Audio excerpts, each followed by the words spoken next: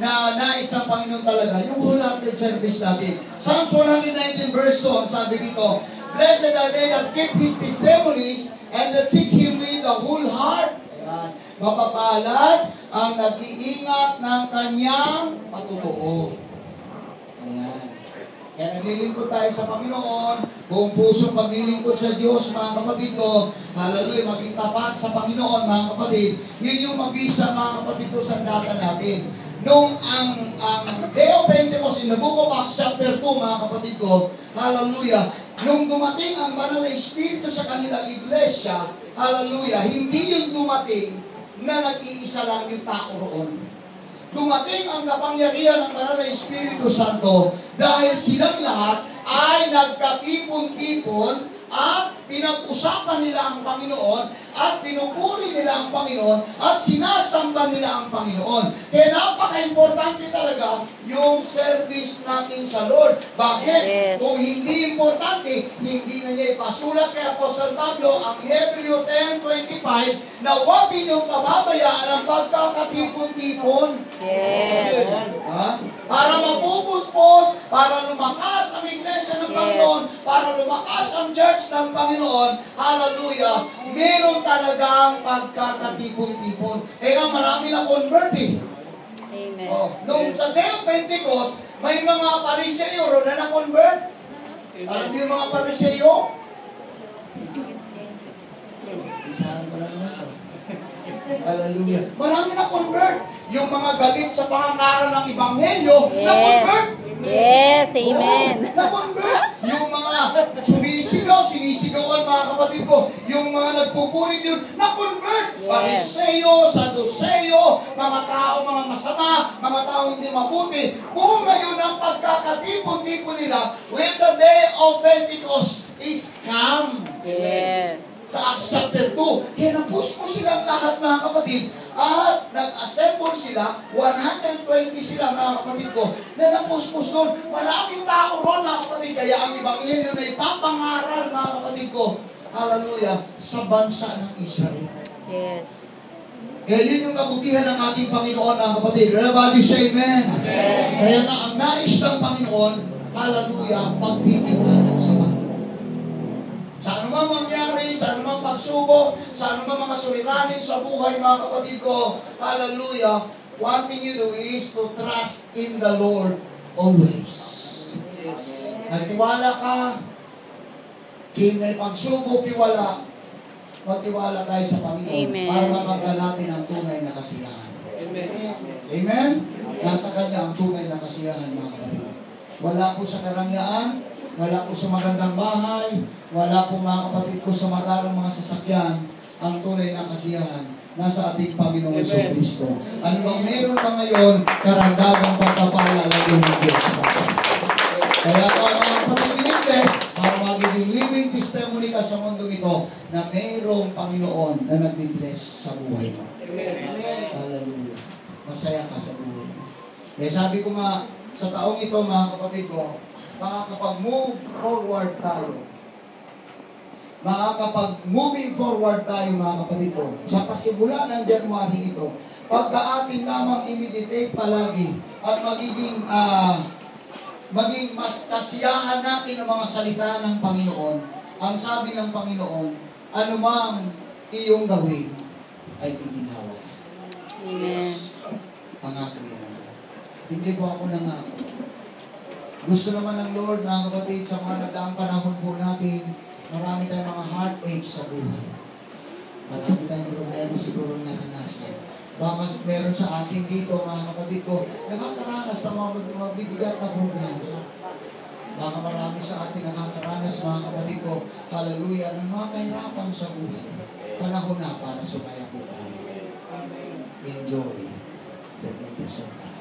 Amen. Amen? Ulitin ko, ang kasiyahan nasa kanyang kautusan. Pag sinusunod mo ang kanyang kautusan, ano man ang gagawin mo, kapatid ko, giginhawa ito. Hindi ka pahirapan. Hindi ka mahirapan sa buhay. Alam mo, kung minsan ang kahirapan sa buhay, dumarating yan kapag lumalabas tayo sa kalooban ng Panginoon. Amen ba, mga kapatid? Amen. Hallelujah. Kaya mo lang, pagsubok na yun. Kaya mo lang, mga kapatid ko, mga persecutions na yun. Kaya mo lang, mga kapatid ko, hallelujah, ang mga pananakit ng tao sa ating mga kapatid. Hayaan lang natin kung ano man, mga kapatid ko, mga discouragement na tumarating sa ating buhay. Isang araw, mga kapatid, nakikita nila, tama ang iyong ginagawa. Amen. Amen ba, mga kapatid? Amen. Hallelujah. Yun yung kabutihan ng Panginoon. Kasi kung minsan ang tao, mga kapatid, sa totoo lang, baliktad nga kung minsan, mga kapatid. Ang tao wala sa Panginoon, baliktad ang utak eh. Alam mo kung bakit baliktad ang utak? Pag naglalasing ka, natutuwa sila. Pag nagpapakatino ka, ay, nababaliw ka na. Yes. Diba? Pero ng tao. Ayan, no? Simba ng simba, linggo-linggo, yan. Buwang akin na yan. Buwang akin na daw. Pero pag nagpasuray-suray ka sa daan, mga kapatid ko, pinagtatawanan ka, tuwang-tuwang ka. Kaya tao ka nun, no? Yeah. Utak ka nung pulburon. Maraming utak pulburon talaga eh. Nagagalit pa. Yes. Pag nagpapakatino ka, pagka meron mga kapatid nagbibidyo kayo magdamagan sa kalsada, may mga kapatid na magalit. Tuwan-tuwa pa yung tao. Yes. Sumasayaw pa nga eh, para mga timang sayaw pa mga kapatid. Tapos yung pundilyo, wasana, nainig na mga kapatid. Tuwan-tuwa pa eh. Pero pagkaawitan sa Panginoon, mga kapatid, pati may mga tao nagalit. Yes. No? Amen. Kaya nga sabi ni Pablo, kaya nga tuloy si Pablo nagsabi, ayaw bang sumama sa kalukuhang ginagawa namin eh. Kasi ang tingin ng tao, ang pagiging born again, kalukuhan daw eh. Kaya sabi ni Pablo, sumama na kayo sa kalukuhang ginagawa namin. Dahil yung natingin nyo eh. Pero para sa amin, ito'y kapangyarihan, ito'y kabutihan, dahil ito'y pagbabago sa buhay ng tao.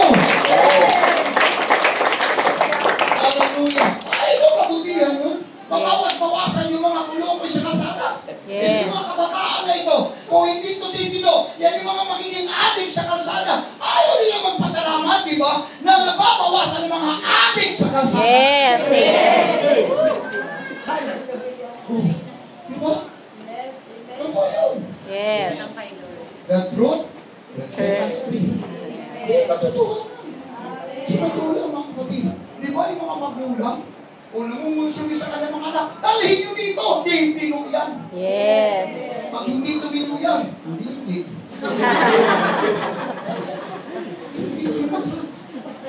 Diba? Pero mo mga kabataan sa Villa Flor, ano yung Villa Flor? Tingnan mo nga mga kapatid, nakatira ako dyan ng 8 taon eh. O, medyo konti pang tao nun eh. Pero, kahit na mga dami pa rin adik yan. Pero mo kung maging adik yung mga anak ko, tuwan-tuwa ka mga kapatid pag gaganon-ganon yun sa kalsada. Tapos yung mata nanilisip, matutuwa ka. O ano ba naitutulong mga kapatid ko ng ibang tao? Wala. May naitutulong ba? Wala eh. Pero pagka pumunta ka sa Diyos, sigurado sasaya ang buhay mo eh. Sasaya ang pagkakuha mo sa Panginoon eh. Pagka mo natin, nagagalit. Ang ingay kasi ninyo eh! Yes. Ba't ka magalit kung maingay? Maganda kayo, papuri sa Panginoon. Di ba puri ka eh? Pumalaw ka sa Panginoon. Yung masarap na magiging magandang bagay sa buhay mo. Yung purihin mo ang Diyos. Yes. Ha? Dito masaya talaga. Yes. Everybody say amen? Yes. O, palakpakan natin ang Diyos sa buhay.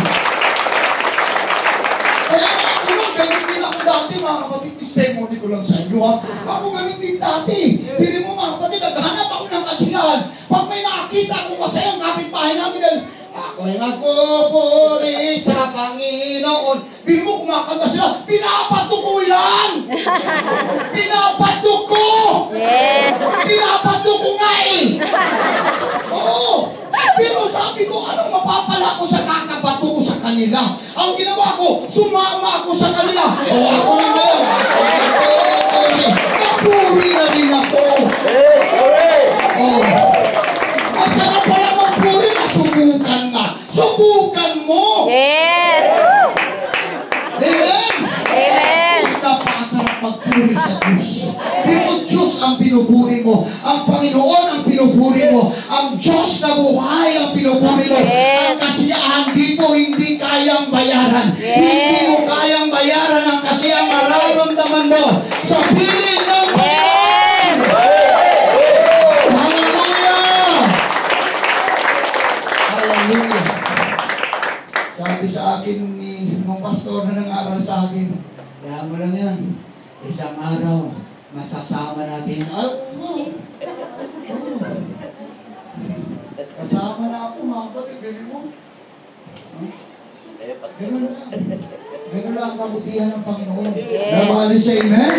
Hallelujah. Basta ang kabutihan ng Panginoon, mga kapatid ko, ipairal natin, mas mararamdaman natin ang tunay na kasiyahan Yes. sa ating mga buhay. Amen? Amen. Hallelujah. Palapakan natin ang Panginoon, mga kapatid. Tumayo ka lahat.